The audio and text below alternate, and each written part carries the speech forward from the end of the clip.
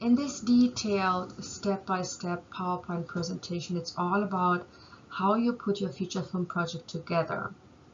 We're looking at the 10 most important steps, and we're also looking at a pitch deck / business plan and what it entails in much detail. You'll find that some of the items in here you've already read about. I'm combining them here so you can use this one PowerPoint in case you start putting your own projects together, just have something to look back at so you don't have to go through 13 weeks of course materials. So I thought it might be a nice idea to put it all together in one place. Okay, enjoy. If your project is created early in your career, it can be difficult to put your projects together. It's just kind of normal. So let's look at some steps you can take to make your project happen. We have 10 steps here that I'd like to go into with you. And the first step obviously is for you to establish a business plan. The way you establish the business plan we'll go into later in this PowerPoint, and you've also read a lot about this already in your module. But again, we'll go into the PowerPoint and then you see some more clarification. You have to attach an angel investor. You have to do that pretty early on with your business plan, simply because you're going to need the angel investor to give you early development funding and help you package and back offers. If you are, earlier in your career, it is a good idea to join forces. So research potential producing partners. Consider their track record and look at their past projects. Reach out at them at film markets or the production companies that they usually own or are a part of, and define exactly what the role is that you want this track record proven producer to take in order to further your project. 4, packaging. We had a whole module about how to package, what the steps are. We're going into it a little more here, so you are reminded of at least the most essential elements on how to package your project properly. Establish distribution. Obviously, we talked about that too. We're going to go into it here in a summarized version to remind you of the essentials. Establish funding. You know how to do that, but let's look at some essentials here for you to take home. Closing. What's a closing? What does it mean? What happens there? We're looking at that. Obviously, production. Step 9, distribution. Step 10, revenues and profits. Again, a lot of this was covered in many modules that you've gone through. This is a tool here that I'm putting together for you so you have it all in one place. Let's get started. Some producers have agents represent their projects who would take care of the packaging, the financing, and the distribution of a project. Some producers pitch their project to a studio, network, or streamer, have it picked up, in which case the distributor would take care of the packaging, financing, production, and distribution of the project. If you're not either of the above, lucky producers, then the following steps are likely to be applicable to make your project happen. First step is to put together an impressive business plan / pitch deck for your project that answers all questions an investor, agent, talent, and or distributor would have. More on that later when we go into the business plan. The second step is to attach an investor to help back talent offers and support the development phase. Investors like strong business plans. So back to step 1, putting together a business plan. Again, we'll get to that later. Investors also like to see that the team that is realizing the project has a certain track record. We'll see how that works in step 3. In step 3 would be for you to join forces with a track record proven producer that can help open doors to talent agencies, sales agents, distributors, banks, brands, completion bonds, line producers, crew, unions, and other potential project-related parties and partners. You need to research potential producers online, like on IMDb, Cienando, at the film markets, etc., to determine who could be a good fit for you. So review their past projects. And then you meet them at the film markets such as AFM, the Cannes Film Festival, the Berlinale, Sundance, and other leading markets.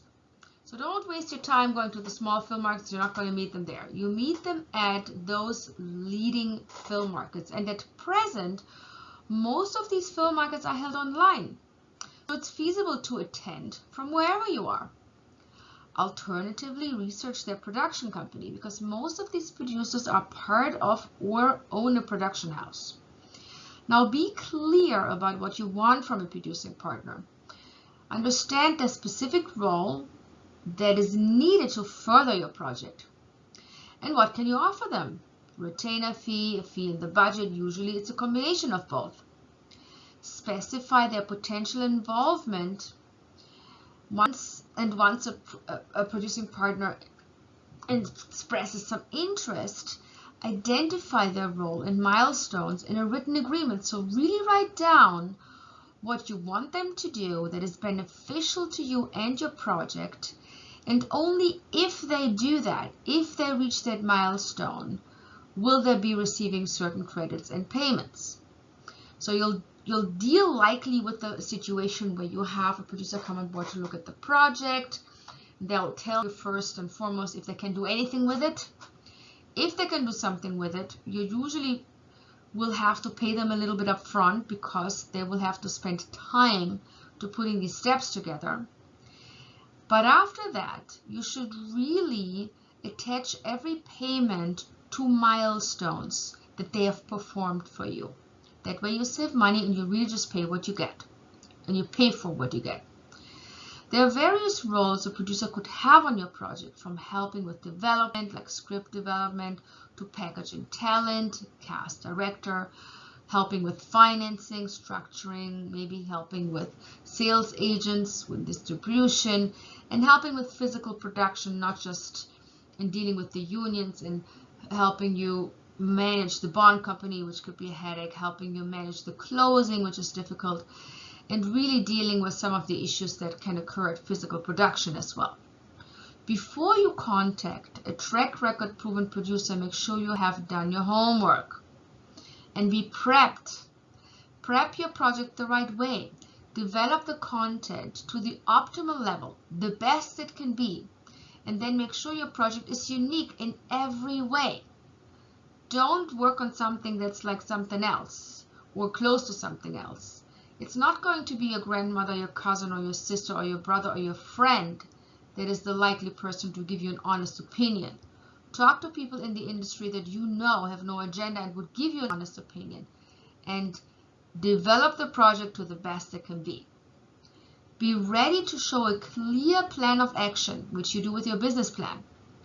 Ideally, have investors stand by to support that plan, packaging, especially as it relates to packaging and any kind of retainer fees that you have to pay.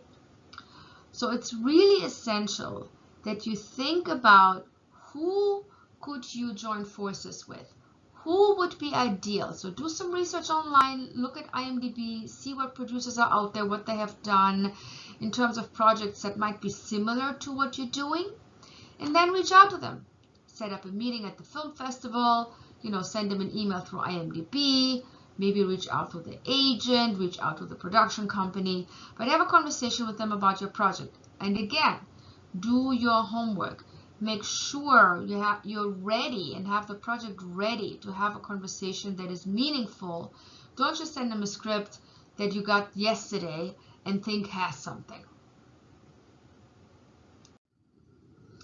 Really understand your role. Let's go into the fourth step. The fourth step is to package your project by attaching at least one name cast member in a lead role, not a cameo, not a tiny cameo where they show up for half an hour and go home. You ideally attach an established director who has done a similar project successfully before. You know that you need to attach the director first. You discuss your cast ideas with him or her before attaching the lead cast. Do allow a kill provision in the director deal in the event a more valuable lead cast prefers a different director in order to attach to your project. It can happen that it is more important for you to attach a valuable cast member because that cast elevates the value of your project than keeping the director you have on, because that value, the value of the director, might not be as strong. In that case, you need to replace the director, and you need to have that manifested in your agreement with the director that you're allowed to do that. Might cost you a little money, but it's definitely going to help you elevate the value of your project. So don't be shy to do that. To package your director and cast, you would send your business plan, which we'll talk about later, a script or a Bible for a TV show, together with an offer which is financially backed by an investor to a talent agent. So when you make an offer to a director or cast, you have to have a conversation with your investor first about who you would like to attach, what it will likely cost you to do so, what this attachment means to your project, which you obviously lay out in the business plan, and why it's a good idea for the investor to do that, because they make more money if you attach a valuable director and cast. So it's in their interest and they will understand it. So many investors who you attach to your project will be perfectly fine backing that offer. But they want to make sure you have a clear plan of action and you show them that when you put your business plan together for them. So where was I? Okay. You could open the door to the talent agent most efficiently by utilizing your producing partner's established relationships with talent agents. So here is where you use the track record driven or track record proven producer that you've talked about, who has done similar projects and who elevates your project by having a track record of success in something that is like yours. So they would likely have relationships with agents and could very much, probably easier than you pick up the phone to the agent and say, I have something here, I'd like you to look at it. It has legs. We have an investor backing the offer, so give it to your client. And then the talent agent will likely hand the script to the client to see if they want to play the role. Talent agents will likely require a down payment of between 10 to 25% of the agreed salary for their client. So be ready to issue a check for that amount. The check will remain in an escrow account with the talent agency in many cases until the balance is paid at the time of closing. Having issued that initial check for the down payment to hold the actor and the director establishes a contractual relationship between you and the talent. This would actually allow you to use the talent's name to establish pre-sales, for example, or other distribution agreements, and complete the funding for your project. It is in your advantage to do a down payment to attach an actor to your project. So it's not to be seen as something negative. It helps you. The fifth step is to secure distribution. This is accomplished as you establish your pre-sales or sell the project in its entirety to a studio, a network, a streamer, and so forth. In case of the latter, also referred to as a pickup deal, you would ideally require a distribution/license payment in excess of the production cost. This allows for profit to you and to the investor who funded your development phase. A pickup deal would ideally cover a minimum of 125% of the estimated production cost. Pre-sales, if you don't do this scenario, should ideally cover a minimum of 30 to 35% of the estimated production costs, and you learned that. And these minimums are driven by the goal of profitability. So again, if you have someone pick up your project who just takes all rights and just runs with it and does everything and pays for production and handles distribution, they should ideally give you more than what you actually need, because you want to make money and you want to make money for your investor as well. If you don't have that situation happening, then you do what you have learned. You do your pre-sales of at least 30 to 35% of the estimated production cost to establish the market demand and, of course, help you with funding. Again, these minimums are driven by the goal of profitability. A theatrical distribution can, for example, boost the international distribution revenues by about 10 to 35%. So if you have a film that goes into the theaters, even if it's a limited release of 50 to 100 screens, it will create higher license fees to be paid from other territories outside of the US. So if you release something in the US, it is more valuable around the world. Consider the path of securing a P&A investor to fund a theatrical release campaign if your project has the appropriate commercial elements. These elements dictate the potential of a theatrical success and can be analyzed by a studio in advance of you hiring them to handle the release and subject to a P&A investor's interest in funding the release campaign. So you would early on, if you think you have a commercial project and if you have theatrical level cast, have a conversation with the studio to say, I'm contemplating hiring a P&A investor, and I want you to let me know A, how much money it would take to create a release campaign, and B, if you think this movie has legs. Would it be something that could be successful through a theatrical release?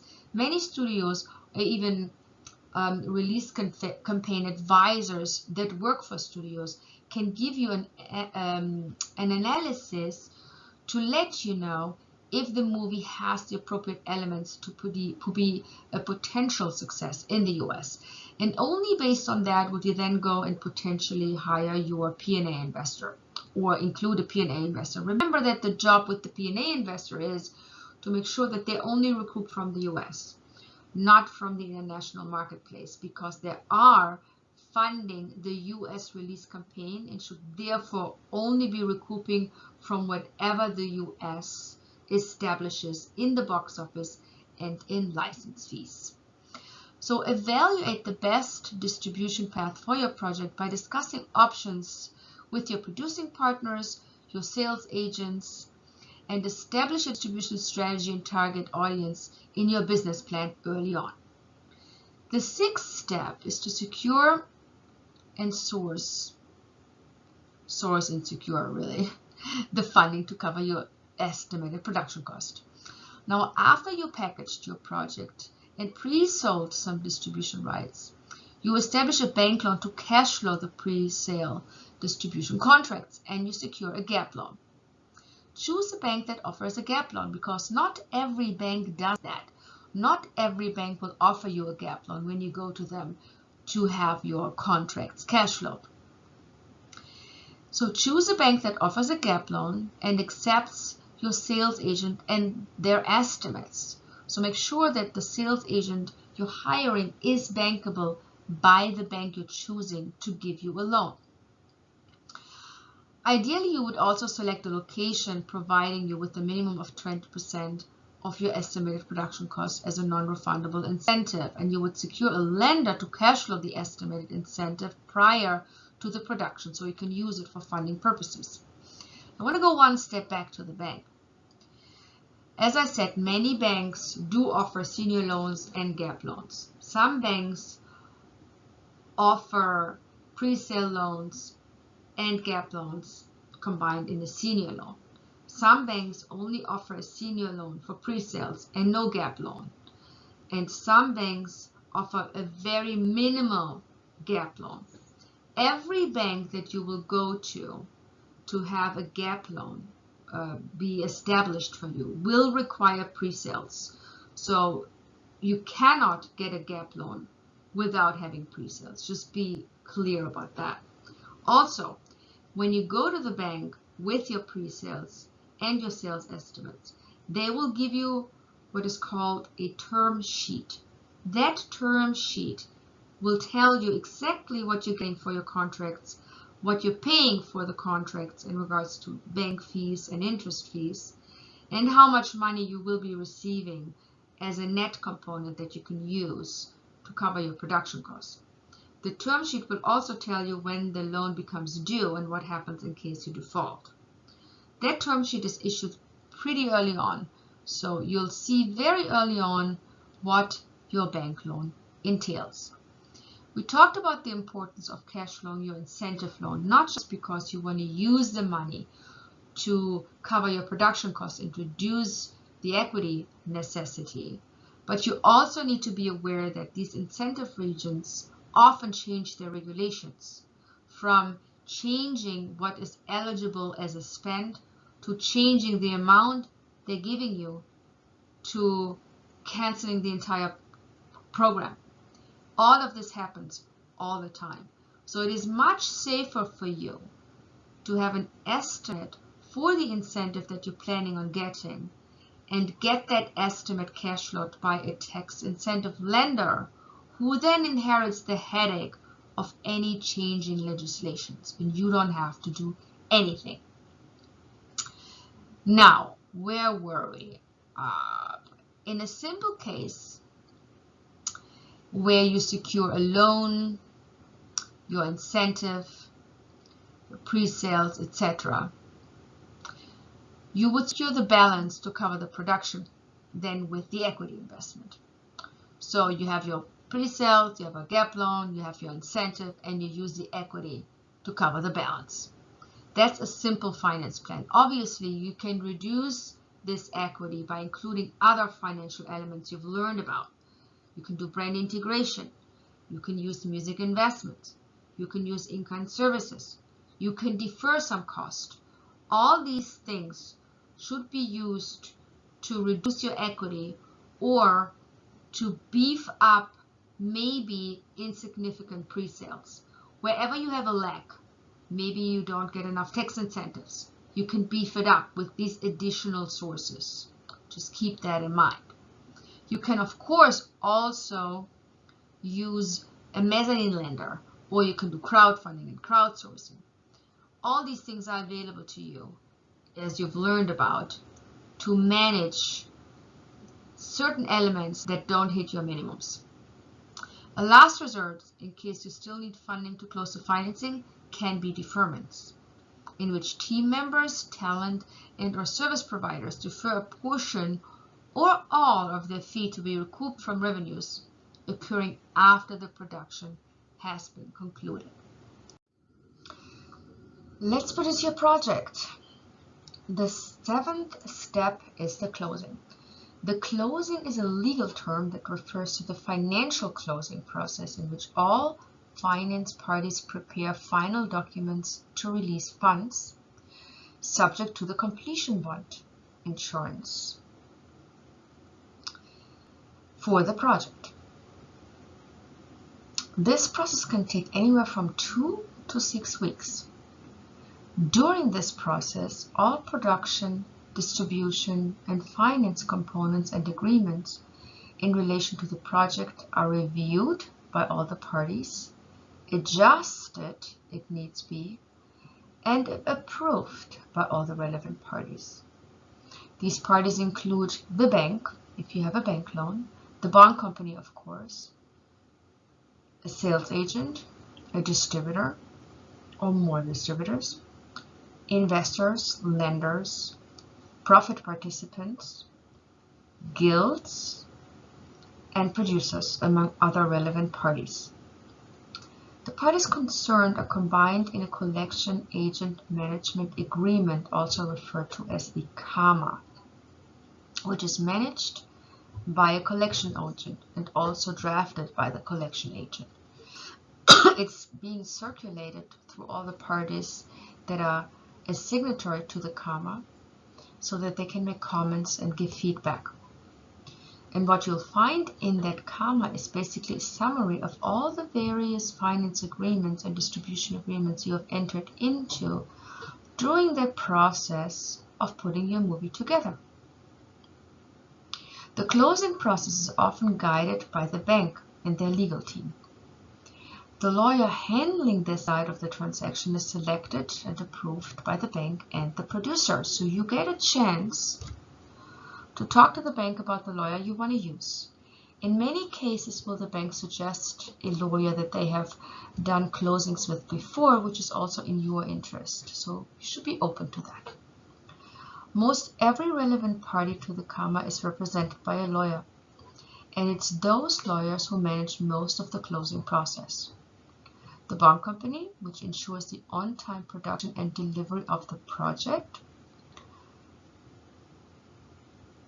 I should say ensures the on-time and on-budget delivery of the project, by the way. The bond company relies on the successful outcome of the closing process and issues a completion bond insurance once the process is concluded and all bond company related and required elements have been approved. Now, what does it mean? The bond company actually approves all chain of title documents and elements, the shooting schedule, the budget, and all budget and production and post-production related elements, including delivery elements defined in the distribution agreements, and some more. The bond company also ensures the cast and director will undergo a health screening, and it demands a bond-approved production accountant and line producer to be on your team. The completion bond agreement with the producer, which is you, and the rights owner of the project, which might also be you, must be approved by the bond company, as well as other elements which are required by the bonder to issue the completion bond insurance.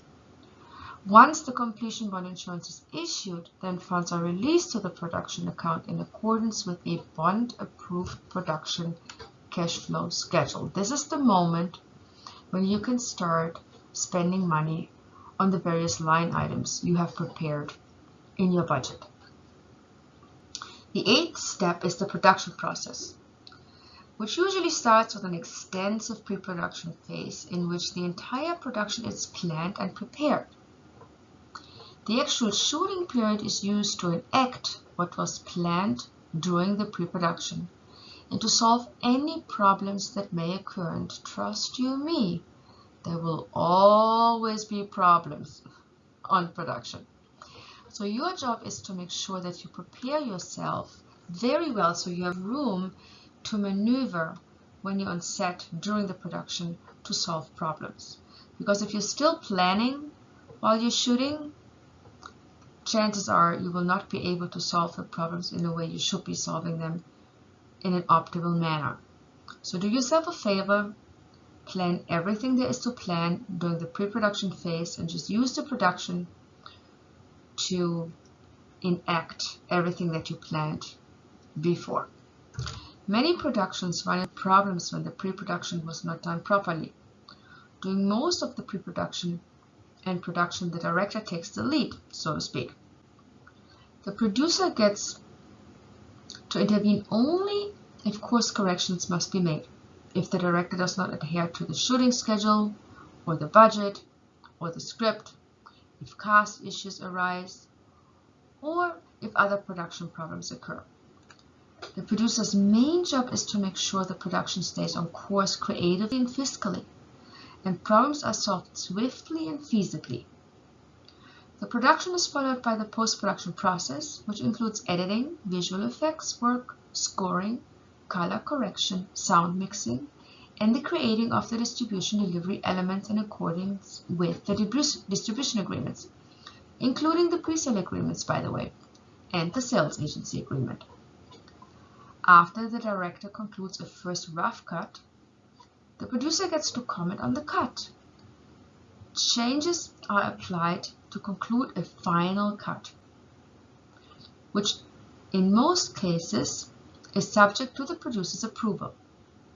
Directors should not be given a final cut approval right as they are not fiscally responsible to the lenders and investors. Deliver your project. The 9th step entails the finished project to the distributor. Here is when you deliver it. You actually deliver it in many cases to the sales agents in accordance with the contractually agreed upon delivery element list. The sales agent is going to then deliver your movie with all those contractually agreed upon delivery element lists to the distributor that they're selling to. So each distributor who buys the rights to release your film in their country has a list and wants the delivery items sent to them, and that job is done by the sales agent. Distributors who pre-bought the project and have likely made an advance, a down payment in accordance with a pre-sale distribution agreement, will now pay the balance due on the license fee, because now they're going to get their movie. So now, if they made a 20% down payment, they're going to pay the 80%. Distributors who buy the project after it is finished and is being screened at film or television markets will be provided with contractually agreed distribution agreement that allows them to release the film in their country for an agreed upon period, which is also referred to as the term. The first term refers to the first run, which is often extended by the same distributor with the license payment for a second or third run, once the term for the first one is expired. Theatrical revenues, such as box office revenues, are directed as contractually agreed to the parties, the producer and the distributor, and are often subject to deductions from exhibitors, studios, P&A investors, if applicable, and so forth. Distribution revenues, which include box office revenues, license fees, and ancillary rights revenues, are paid by the distributors and license holders into the designated collection account, which is managed by the collection agent. The collection agent now manages and pays all these expenses, collects the revenues, then pays the expenses, the loans, the investments, the premiums, deferments, and profit participations. In some cases, the bank that gave you the bank loan may insist on being excluded from the collection account and have the distributors and license holders pay directly to an account designated and controlled by the bank. So that means that all the distributors that are paying, as long as your loan is being repaid, will send their money to that bank account. Once the loan is paid in full, all revenues are then directed to the collection account. The collection agent issues reports for revenues and expenses for the life of the project and throughout all the distribution runs. The 10th step entails revenue and expense management in relation to the receipt of distribution and ancillary rights, revenues for a project, and related expenses, loans, investments, premiums, and profits. Now, throughout this entire library life of a project, these revenues are managed through a collection agent who manages all these revenues and expenses in accordance with the KAMA agreement, which everyone agreed to. In many cases, after the first and sometimes the second license run has concluded and revenues are receding, the collection agent and producer may decide to close the collection account. At that moment, revenues are directed to an account allocated by the producer. However, if loans are outstanding, such as a bank loan or a mezzanine loan, the lender has the right to take over the project and all its revenues. That's the case when we have a default. A default means you did not pay the loan back during the term, which is the time you have to pay the loan back. So for example, if the bank gives you 24 months to pay back the bank loan and you haven't paid it back in 24 months, the bank will take over the picture and will sell all the rights for the tiniest, even under the take level listed pricing. Just fire sale all the remaining rights to pay off the loan. So the lender would fire sell all remaining unsold rights as he sees fit and for an amount decided by the lender, not the producer, with the goal of repaying the loan. The producer will at that point lose control over the project and all related revenue streams, and remaining investors who are supposed to recoup after the loans are repaid are likely never going to be repaid. However, in most cases, senior loans on commercial film and television projects have been seen to be repaid on time. Alright, so let's look at a business plan, a pitch deck. What should it ideally entail? Now, every business plan and every pitch deck is obviously very much subject to the project that you're putting together. So it's not to say that you have to absolutely put every little slide in your pitch deck as you see it here. You have a little bit of wiggle room in doing it the way you feel is best in representing your project. However, some essential documents and information should be in there.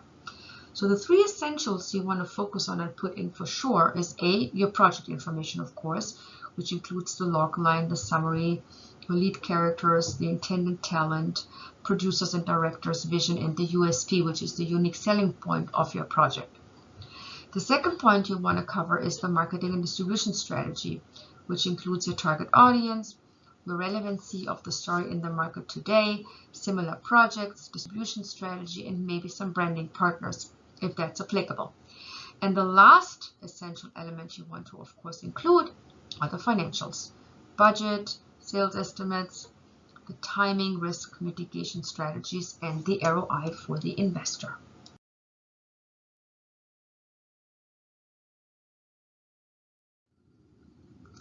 So when we talk about the project information, we usually start with the log line. The essentials here would be that each page ideally shows an image that resembles the mood, the genre, and the visual style of the project.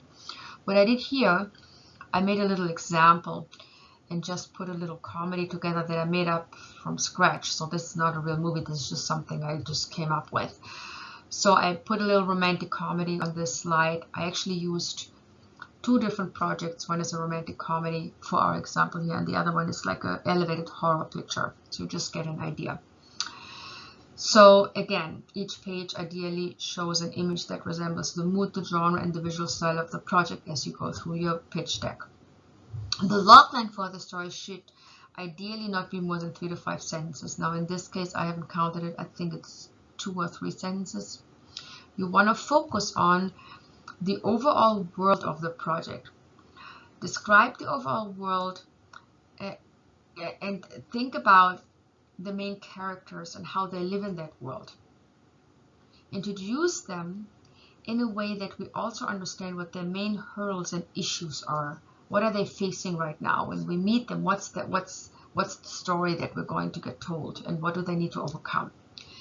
Introduce your USP, your unique selling point, which can be a writer, a director, a producer with track record of a similar project. It can also be a very unusual story that is based on maybe a book that has sold very well. It could be an IP, something that makes your project unique and makes it commercial is what you want to focus on. So on the next slide, what I usually do is I put a summary together. So this is longer. In our case here, I use an example for a movie called Lost Souls. So it's an elevated horror, film that I decide to, talk about a story about, two friends who end up in a motel that creates issues for them, so to speak. Now again, you want to use for the summary images that support the mood, the genre, and the visual style of your project. The project content summary should not be more than half a page of your slide, including the world that the main characters live in when we meet them, the problems they face, and the journey they embark on to overcome that problem. So it's important that we get into the world that we are supposed to enter into for this movie, but we're also understanding what is to come and what visuals we are to expect. Now the next step, I describe my characters. So I describe characters in a way that I can see them, I can understand them, and I realize what the issues are. So when I describe the characters, I usually just describe the lead characters, and I give examples for a cast that I would attach or I would want to attach.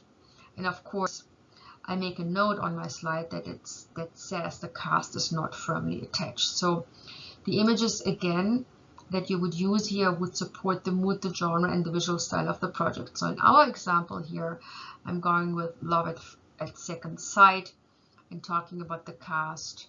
Rose Byrne for the lead.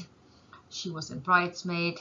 Nunal Nayar as the second lead, he's in The Big Bang Theory, and Mindy Kaling in the third lead, who was in The Office.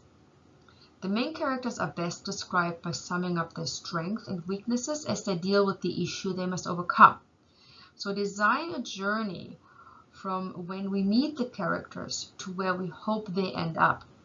Suggest casting with a vision for the lead roles. And again, when you make a comment about the cast not being firmly attached, you can actually use this for your business plan. And you can discuss the cast with your director and with your investor. On the next slide, I usually talk about the team, the vision, and the track record. So in our case here, we are using an executive producer, Tom Sternberg, who has done movies that are very similar to what we're trying to do.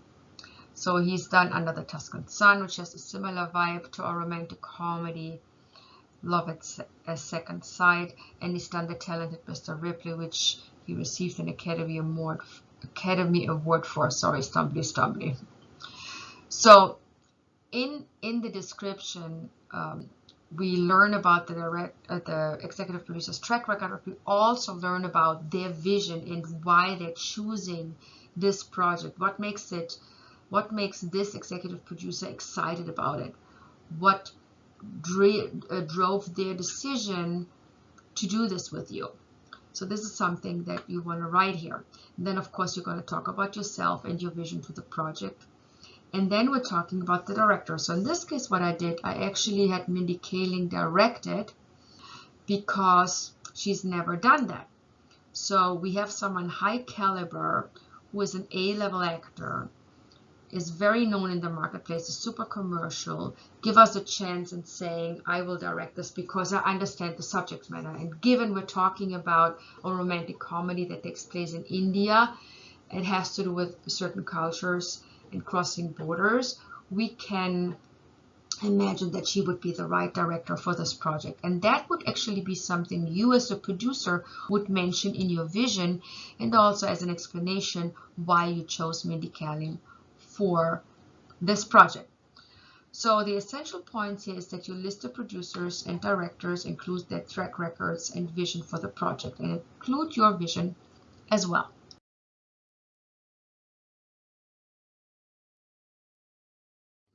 So when we talk about our movie Love at Second Sight, I called it.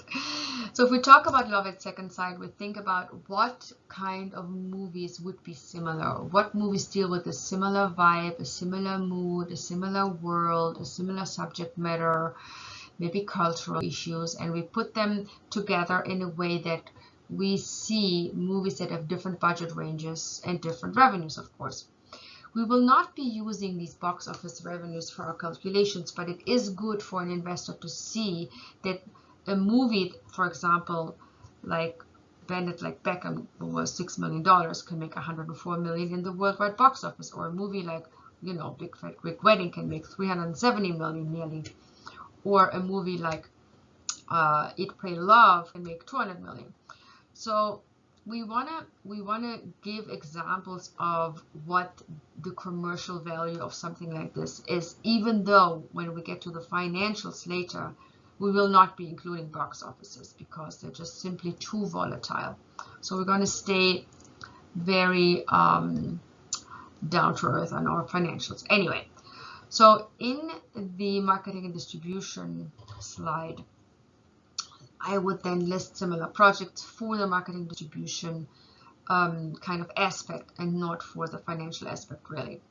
I would describe what I'm trying to do by introducing these similar projects. So your essential point here would be to describe your marketing and distribution strategy and include target audience, similar projects, and brand partnerships. So in our case, what we've done here, we're thinking about what kind of movie is Love at Second Sight. So it's designed for a global audience, and it is driven by females 18 to 55 because these are the people that watch this. So then we talk about why this project is interesting. We talk about the fact that it's diverse, that it is a story about a pressure driven by different cultures, how they clash and how they are limiting. We're talking about why this subject matter is relevant in society today, to give the project a very clear indication why it's important to do this today or why it's relevant to do it today. Sorry, that's my alarm here. Whoops. And then we talk about the potential of it being theatrically released, even though we will not be, dealing with box office on this one. The reason why, again, I leave out box office is because in many cases, independent producers do not get their hands on box office because a lot is deducted, as you've learned in the module. So it is much better to go by license fees, go with license fees, and enjoy box office revenues through overages, if they are applicable. So the project is, in this case, is being sold by a bankable sales agent globally and a talent agency in the US. And we're looking at brand partnerships for this project in a way that we are obviously looking at a lifestyle brand, or maybe we could also talk about a brand like American Express. So we could talk about cars, or we could talk about insurance. I mean, there are certain brands that like this kind of theme because it's clean and it's commercial. So we want to kind of think about what brands could be of interest, could ideally attach to this and go hand in hand with our message.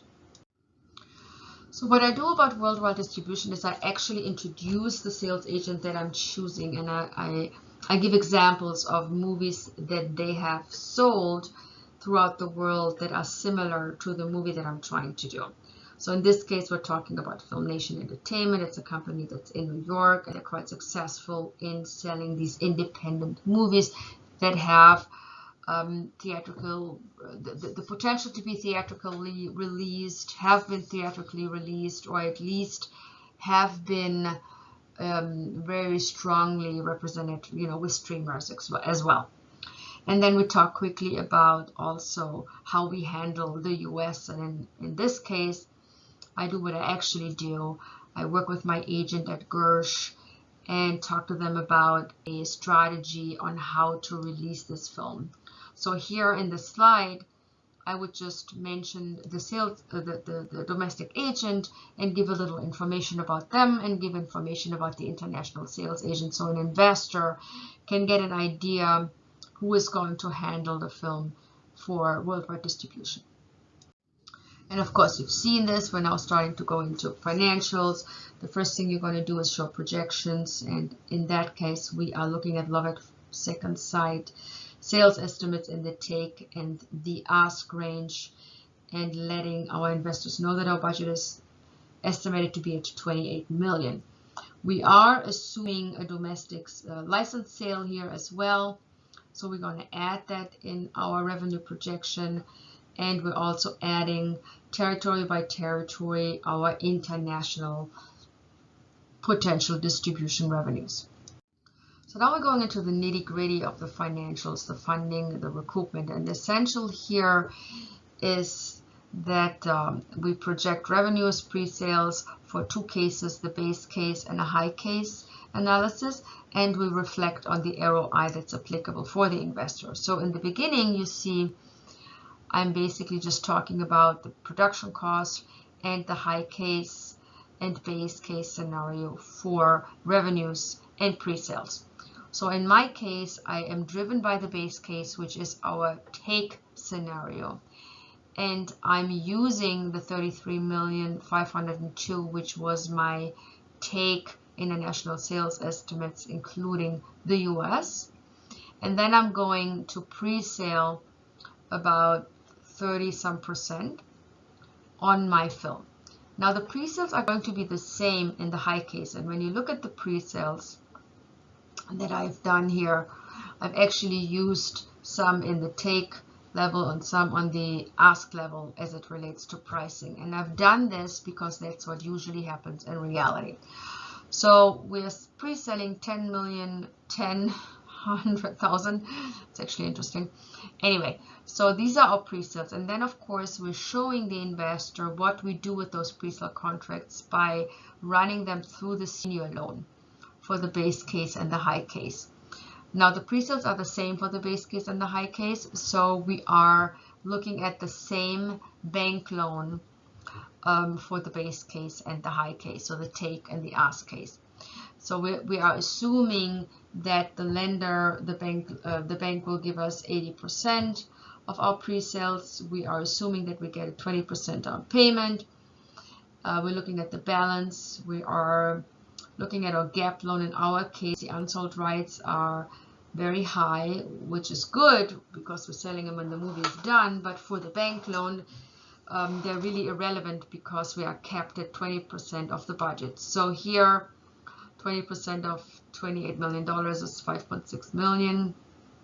So all together, we are looking at a gross bank loan of $11,606,000. We're now talking about a blended interest rate that we're deducting, and we also talk about banking fees here. And then we are referring to the net bank loan. That leads us to our finance plan for the base case and the highest case, which is also the same finance plan because the same is applicable. We have the same bank loan. We're using down payments. We're using, of course, a non-refundable incentive. So where we shoot the movie, no matter if we're dealing with the high case or base case, is not going to change the incentive because we are dealing with a budget of $28 million. We're using whatever eligible expenses are allowed in the tax incentivized region, and we get money for that. So no matter what we have, the base or the high case, that aspect will also not change. In our case, we're assuming we have a little bit of brand integration here. Again, base case or high case, not going to be any different. And then we have the equity investor covering the balance to reach our $28 million movie. Now, when it comes to recoupment, here we are going to see the difference between the base case and the high case because we're now selling our film. So we are looking at our revenues for base case and for high case, and then we go through the motions. We pay the collection agent, we pay the bank loan, we pay our distribution fees, we pay our residuals, we pay the equity, the premium, and we arrive at our expenses. We deduct our expenses from our revenues and we get to our profits. And as you see, the base case and the high case have very different profits. That is because the numbers are different. The high case, we're reaching ask price levels. In the base case, we're reaching take price levels. So you see here that your equity, profit participation, and the premium together are what designs your ROI. So obviously you pay your investor back, that's a given. So first you say, here's your principal investment, dear investor, you got your money back, great. But what did you get in addition to that? What did you actually make on your money? So you invested $9,386,540,000, but how much money are you getting? So in the base case scenario, the investor gets an additional $1,877,308 as a premium, which he also gets in the high case because the premium is the same because it relates to the principal investment. But the equity profit participation is very different. In the base case, the equity profit participation is $560,968, and in the high case, the equity profit participation is $2,737,186. So two different pictures. And if you look at that and you add the premium to the equity profit participation, you get your ROI by relating the equity profit participation and the premium to the equity investment, to the principal investment. So you're adding premium plus equity profit participation, and that amount is related to the equity principal investment, and that gives you your ROI percentage, which in this case here now is for the base case 26% on his money, and for the high case 49% on his money. So when we talk about financial, it's also important that we talk about risk. So it's important that when you get to the risk and mitigation slide, you have a legal disclaimer alerting your investor that they can lose all their money. That's a given, and you need to disclaim that. Okay, so you will do that. But now you're going into how we're mitigating the risk. You're going to tell your investor that you're using a bond company which will ensure the on-time and on-budget production and delivery of your movie. So with that, the investor does not take any production risk whatsoever. The money is not going to be used for something else. It's going to be used for the movie because it's watched over by a completion bond insurance company. So no one can do anything other than spend the money in exactly the way the budget dictates. And that will only happen if the bond company keeps an eye on it, which they do, because that's what you pay them for, and that's what they're insuring against. So the investor needs to know that you will be using a completion bond company that will protect their investment. And the other entity that protects the investment is the collection agent, because once money comes in, now we're talking about making money. With the bond company, we're talking about spending money. But once money comes in, it's collected by a third-party agency. It's like an escrow agent, basically. And you don't touch the money, the sales agent don't touch the money, no one touches the distribution revenues, only the collection agent will. Now when the bank, of course, is outside of the collection agent management agreement, then the bank will recoup first and then all the money goes into the collection account. But what the investor needs to understand is that the collection agent handles all revenues and all expenses in accordance with the contracts that have been agreed, including the investor's agreement. So he'll be very pleased to know that a third party is going to handle this important process, which will protect his repayment. He'll also talk to the investor about the track record proven team that you put it together. The director, why you choose him, the executive producer, why you choose him, and how he can help you. You talk about things like the sales agent and why, what they have done. We have all this in here.